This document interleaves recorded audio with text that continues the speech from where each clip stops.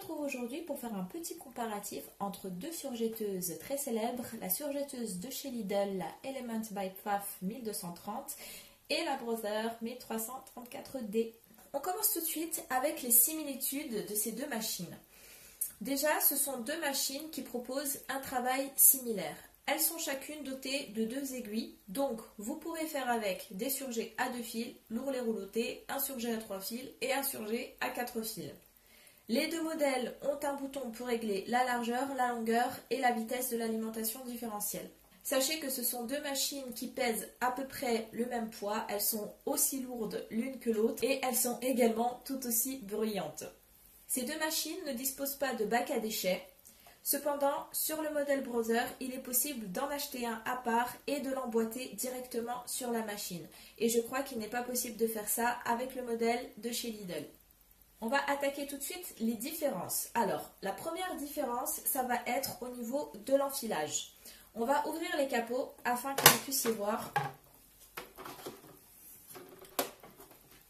Alors, sur la surjetteuse Brother, on va avoir l'enfilage du fil du boucleur inférieur beaucoup plus simplifié que sur le modèle Lidl. Je vais vous montrer tout de suite pourquoi. Alors, pour l'enfilage du fil du boucleur inférieur, à un moment donné, on va devoir le faire passer à l'intérieur de la surjetteuse. Sur le modèle Brother, on a ici un petit levier qu'on va actionner pour faire passer le fil à l'intérieur et on va tout simplement pousser le fil et il va se mettre automatiquement dans la surjetteuse. Sur le modèle de chez Lidl, on n'a pas ce petit levier, donc on est obligé de faire cette manipulation manuellement. Donc ça va être vraiment plus compliqué que sur le modèle Brother. Alors aussi, concernant l'enfilage et le dévissage des aiguilles, sur le modèle de chez Lidl, on a ici une partie du couteau mobile qui nous bloque un peu l'accès. Donc ça va être un peu plus difficile d'enfiler et de dévisser les aiguilles. Alors que sur le modèle Brother, vous voyez qu'on a l'accès complètement libre. Donc on aura un enfilage et un dévissage d'aiguilles beaucoup plus simple.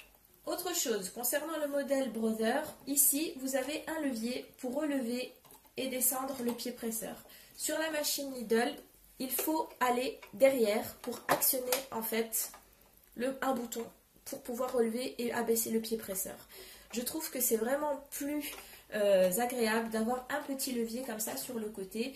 Ici, à chaque fois que l'on coud, on est obligé de faire passer sa main derrière et en fait, moi j'ai dû m'y reprendre à plusieurs reprises pour trouver le levier, alors que là, on a un accès direct et beaucoup plus simplifié.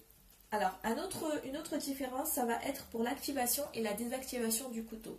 Sur le modèle Brother, vous n'avez qu'à appuyer sur ce bouton pour désactiver et activer le couteau, alors que sur la machine de chez Lidl, je vais vous montrer, il va falloir ouvrir le capot, appuyer comme ça sur le bouton et relever, enfin on va essayer de relever parce que c'est pas toujours facile, voilà, le couteau. Donc vous voyez que c'est une manipulation qui est un petit peu plus compliquée que sur la Brother.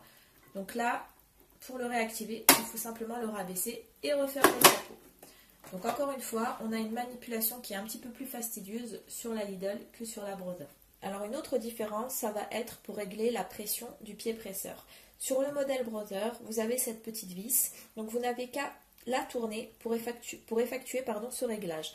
Sur la Brother, vous êtes obligé de sortir le tournevis qui vous est fourni pour pouvoir faire ce réglage. Donc encore une fois, on a une manipulation qui est un tout petit peu plus compliquée que sur le modèle de chez Brother.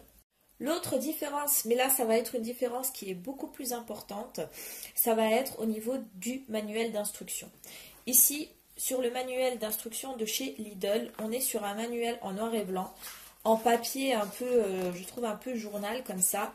Bref, je trouve qu'il est pas bien expliqué, j'ai l'impression qu'il a été traduit de l'allemand mais d'une façon un petit peu, je sais pas, j'ai l'impression que c'est pas trop clair des fois.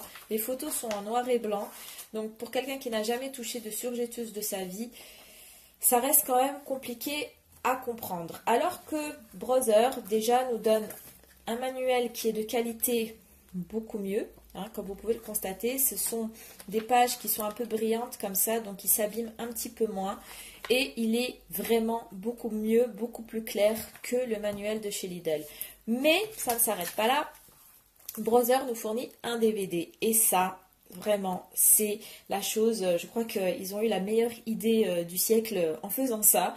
Parce que vraiment, le DVD pour la surjetteuse, c'est super important, notamment au niveau de l'enfilage.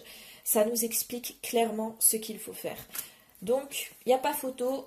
Entre les deux manuels, je préfère largement le manuel d'instruction de chez Brother. Ensuite, concernant les accessoires fournis avec chaque surjetteuse, ils sont à peu près similaires, sauf que Brother vous offre un jeu d'aiguilles de la marque Schmetz.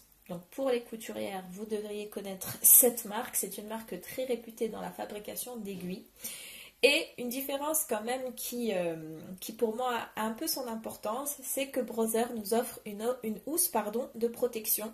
Lidl ne nous fournit pas du tout de housse. En fait, Lidl se contente de nous fournir un tournevis, un jeu d'aiguille, un convertisseur et aussi, il nous offre même pas de brosse de nettoyage.